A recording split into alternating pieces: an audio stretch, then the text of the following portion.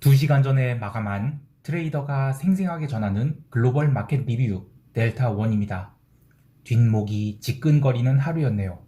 코스피 시장은 갭 다운을 상당히 잘 극복했지만 점심 들어서 상승폭을 반납해버렸고, 해외 시장은 S&P 나스닥 스프레드가 벌어지는 정도의 리스크만 있었지만 새벽 3시 30분 우크라이나 전쟁 관련 이야기가 나오면서 온통 망가져버렸습니다. 사실 뭔가 냄새가 나는 조짐은 아시아 세션부터 있었죠.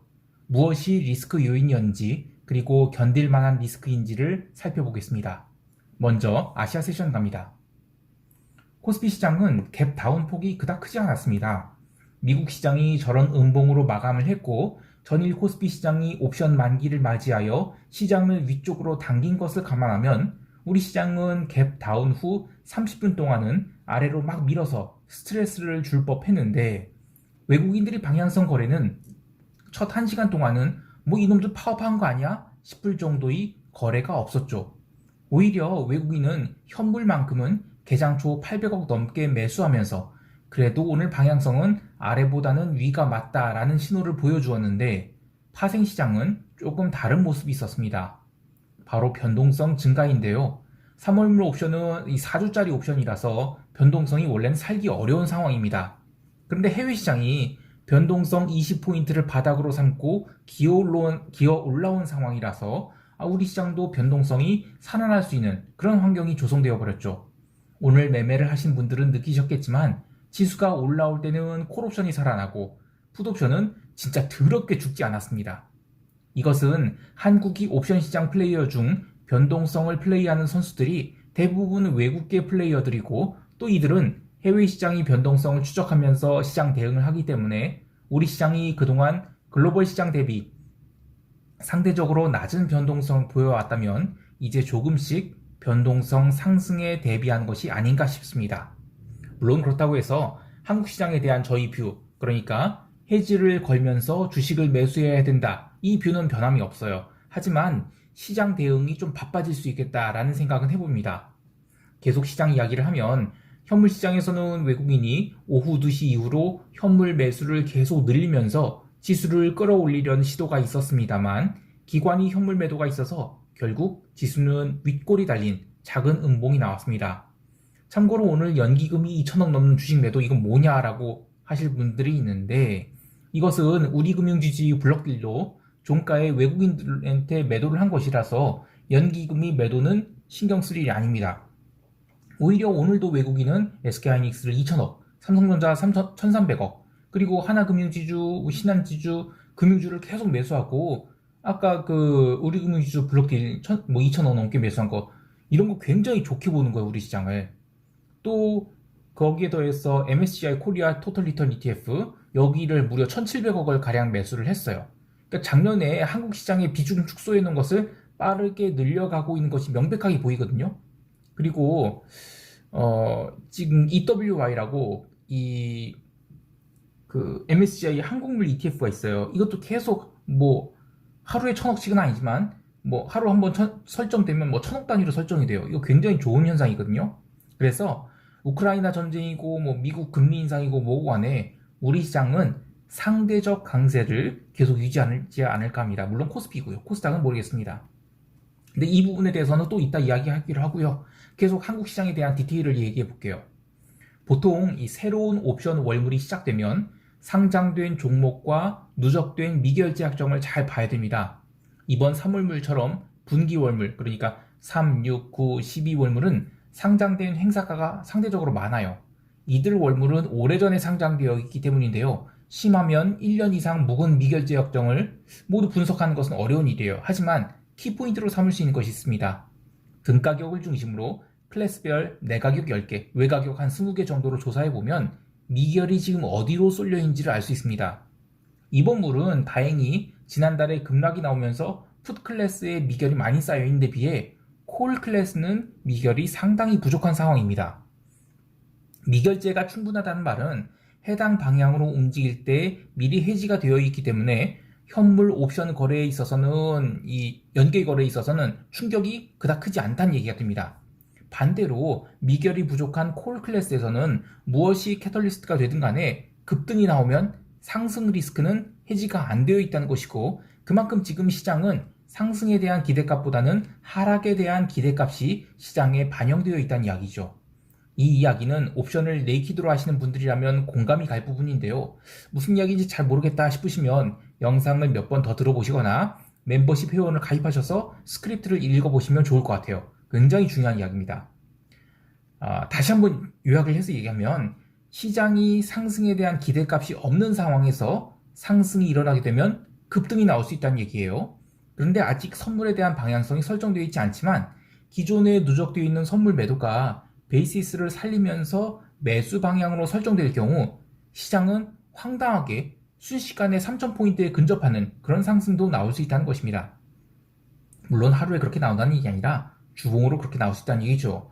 물론 당장은 해외 변수들이 있고 또 분위기가 좋지 않은 상황에서 우리 시장이 먼저 치고 올라갈 가능성은 낮지만, 옵션 시장을 보면 하락은 다 해지가 되어 있고 상승은 해지가 되어 있지 않기 때문에 하락이 나온다 해도 치명적인 하락은 나오기 어렵고, 오히려 시장이 바닥을 다진다면 급등은 얼마든지 나올 수 있다는 것입니다. 참고로 지난주 영상에서 언급했던 슈퍼개미 300억 풋매수, 오늘 풋값이 올랐다 하지만 아직 매수 평단에 도달하지도 않았고요. 오히려 매수 평단에 도달하게 되면 그 다음부터는 잠재적 매물로 작용하여 지수를 들어올릴 가능성이 있는데요. 문제는 슈퍼개미 풋 매수 평단에 도달하려면 지수가 360포인트까지 내려와야 간신히 평단에 도달할 겁니다. 따라서 우리 시장은 해외 변수로 급락이 나온다 하더라도 두려워하지 말고 저점을 잘 잡아서 롱 포지션을 쌓는 그런 기회로 삼는 것이 좋겠습니다. 자, 이제 유럽 세션 갈게요.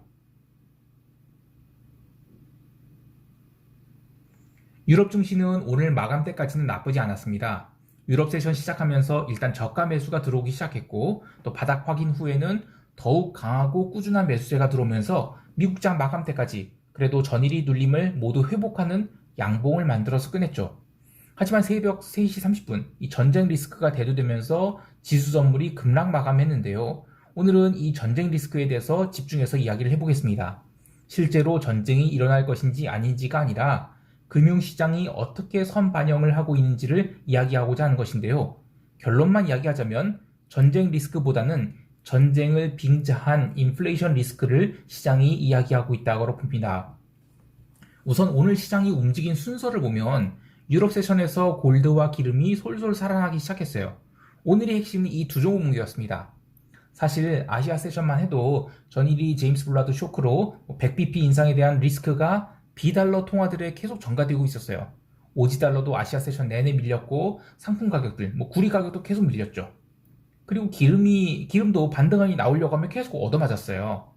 그런데 구리 가격 같은 경우에는 그 상해금속거래소에서 구리 가격이 다시 톤당 7612원까지 계속 밀리면서 원자재 가격 상승을 방어하려는 그런 당국이 입김이 있었다고 봐요.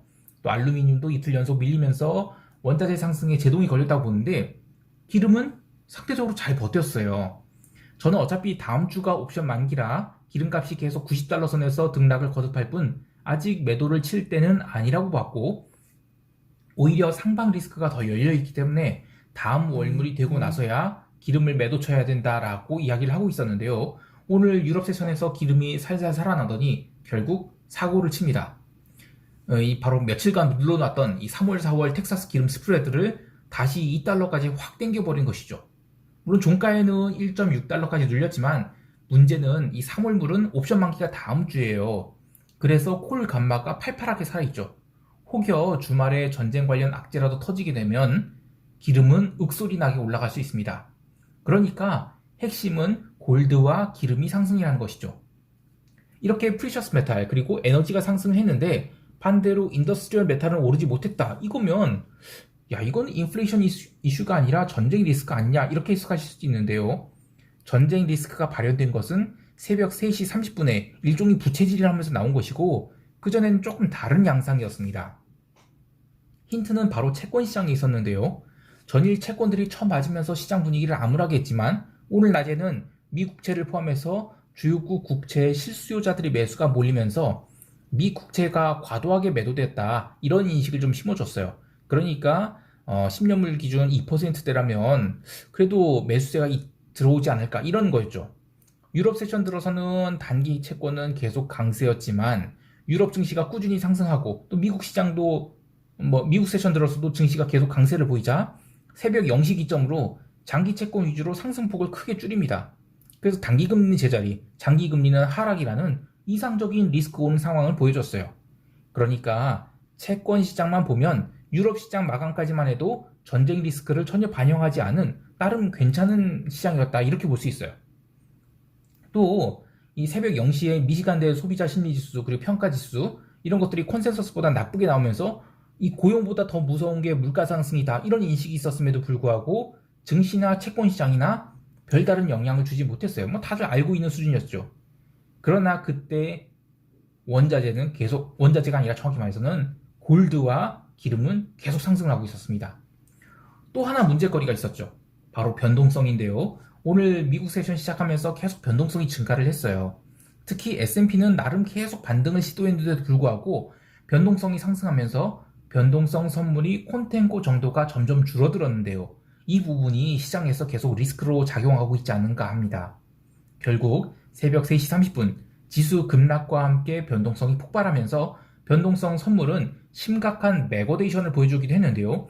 종가상으로도 사실상 백오데이션으로 마감한지라 변동성이 터지긴 했는데 다음 주 월요일도 조금 더 변동성이 터지지 않을까 이런 생각을 합니다. 이야기가 좀 길어졌는데요. 얼른 상품 시장 다루고 미국 세션으로 넘어갈게요. 오늘 구리는 아시아 세션에서 계속 매도가 나왔어요. 그리고 미국 세션 들어와서는 이미 마이너스 3% 정도 하락한지라 여기서 더 밀릴까 싶었는데 마감 무렵에는 스탑로스가 들어오면서 결국 종가 저가로 처박히고 말았습니다. 구리가 이틀 동안 고점 대비 거의 10%를 스트레이트로 하락을 한지라 이런 변동성에 조금 당황하신 분들이 있을 텐데요. 추세 추종이란 게 그래서 어렵습니다. 만약 저 위에서 역추세를 매도를 했다 이러면 얼마를 벌은 거야 하실 수도 있겠지만 그보다는 전체 추세가 상승이라고 생각한다면 끝까지 밀고 가는 게 더 장기적인 관점에서는 더 나은 성과를 보여주기 때문에 역추세를 할 때도 있지만 기본적으로는 추세 추종을 하는 것이 좋다 이런 이야기를 하고 싶습니다. 구리 좀 더 이야기하면 상해거래소의 2월물 구리 최종 거래일이 다음 주 화요일인 2월 15일이에요.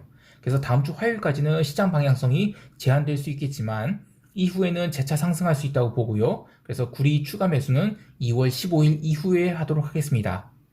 이익이 전부 날아간 것은 좀 아쉽지만 그럼 어쩔 수 없는 일이라고 보고요. 기름은 아시아 세션에서 계속 $90 이하로 밀어버리려 했으나 매수세가 꾸준히 들어왔고 또 유럽 세션 들어서 꾸준히 상승하더니 새벽 3시 30분에는 아예 날아가 버렸죠. 막판의 상승은 숏 커버링도 있었지만 콜 감마가 살아나서 그런 것도 있는데요. 콜 옵션 이 행사가 $100짜리가 이 미결제 약정이 제법 살아있어요. 그래서 롤링업 환매가 나올 수 있습니다. 그래서 다음 주에 우크라이나 이슈가 있든 말든 간에 저는 기름이 추가 상승은 더 열려있다라고 봐요. 그래서 기름 매도는 최대한 참으시기 바랍니다. 다만 오늘 새벽 발표된 이 오일 리그 카운터는 조금 의미 있는 숫자가 나와서 이야기를 해보면 아이고 잠깐 끊겼네요. 이번 기름 상승장에 유가가 이 $80를 넘어갔는데도 왜 셰일 업체들이 원유 생산을 늘리지 않는가가 고민이 됐었어요. 그린 에너지 분위기를 포함해서 ESG 이슈니 하면서 화석 에너지 생산에는 신규 설비 투자를 안 한다 이런 이야기 있으면서 기껏해야 이 일주일에 오일리그 카운터가 한두 개 정도밖에 증가를 하지 않았어요. 그런데 드디어 이번 주에 처음으로 19개가 증가를 했습니다. 그러니까 이 $90 이상에서는 이제는 적극적으로 기름 뽑아내겠다는 것입니다. 사실 유가는 이 사우디가 증산 전쟁에 들어가기 전에는 계속 $100 선에서 움직이고 있었죠. 2014년 이전의 얘기입니다. 그래서 저는 지금 이 상승이 꼭 우크라이나 이슈 때문만은 아니라고 보고 있어요. 이렇게 기름은 종가 고가로 무려 4%나 상승해서 $93.9로 마감을 했습니다. 이제 미국 세션 갈게요.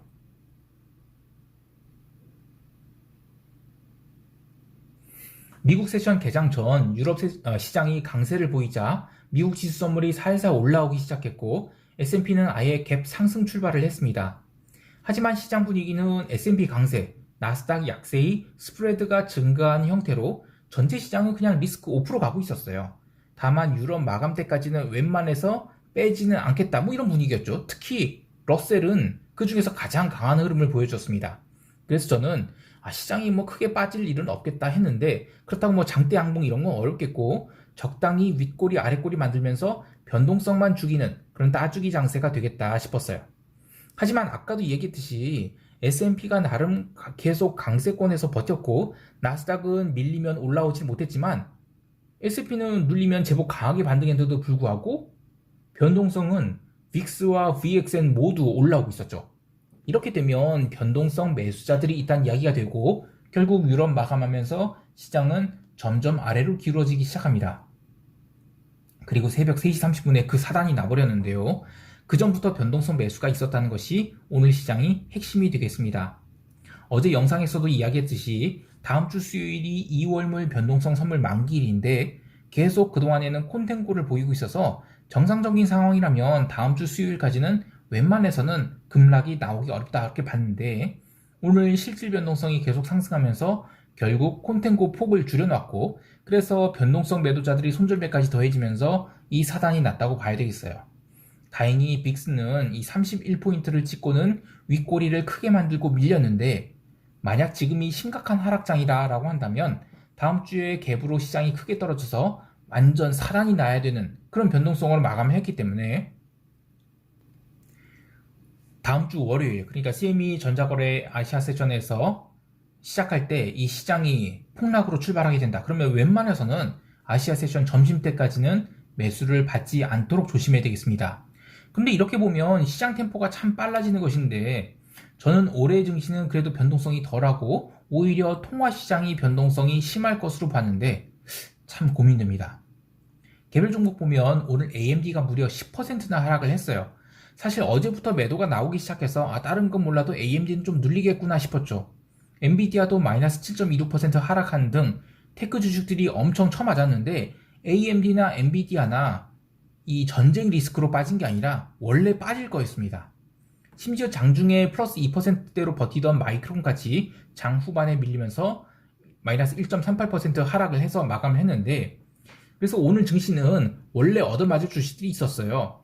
그러니까 러셀 같은 소형주는 의외로 강하고 대형주, 그러니까 개인들이 몰려있던 이 대형주는 얻어맞을 상황이었다. 그런데 거기에 전쟁 리스크까지 추가된 그런 하락이 나왔다라고 봐야 되겠습니다. 오늘 강했던 주식은 엑소모빌과 쉐브론 같은 이 기름 주식밖에 없었어요. 그런데 엑소모빌은 뭐 정고점인 82달러는 충분히 돌파할 것 같고 뭐 기름이 100달러 간다 그럼 얘도 88달러 이상 가야겠죠. 하지만 지금 이 시장 하락에 변동성 요소가 가미된 것을 감안한다면 단기적으로는 급등하긴 하겠지만 단기적으로 급등하긴 했지만 에어비앤비 같은 리오프닝 주식 그리고 또 평소 보고 있던 주식은 저는 이런 변동성 구간에서는 추가 매수를 할 기회로 삼는 게 좋다고 생각을 합니다. 자, 여기까지 하고 시장 총평하면서 대응 전략 이야기할게요.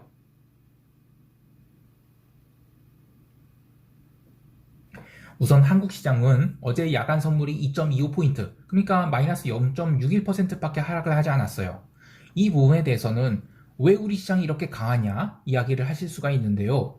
새벽 3시 30분이 이 전쟁 쇼크가 났음에도 불구하고 야간 선물은 별다른 반응을 보이지 않았죠. 그리고 이 장 초반만 해도 야간 선물은 3포인트가 넘는 상승을 보이는 등 나름 강세를 보였는데요. 아시아 세션 때 이야기했지만 시장의 하락은 어느 정도 해지가 되어 있다고 보고 있습니다. 오히려 상방 리스크가 문제라고 보고 있는데요. 미국이 변동성이 급등하였기 때문에 월요일 우리 시장의 변동성은 어쩔 수 없이 더 상승해서 옵션 매도자들을 스트레스 받게 할 것 같아요. 근데 이때 주의해야 될 것이 변동성이 증가는 일반적으로 기초자산이 하락 방향에 영향을 주지만 지금은 콜옵션 미결이 대단히 부족한 상황이고 풋옵션은 해지가 충분히 되어 있어서 시장이 혹여 바닥을 치게 된 뒤 외국인들이 선물 매도가 거친다. 그러면 상방 리스크가 크게 열릴 수 있다고 봐요.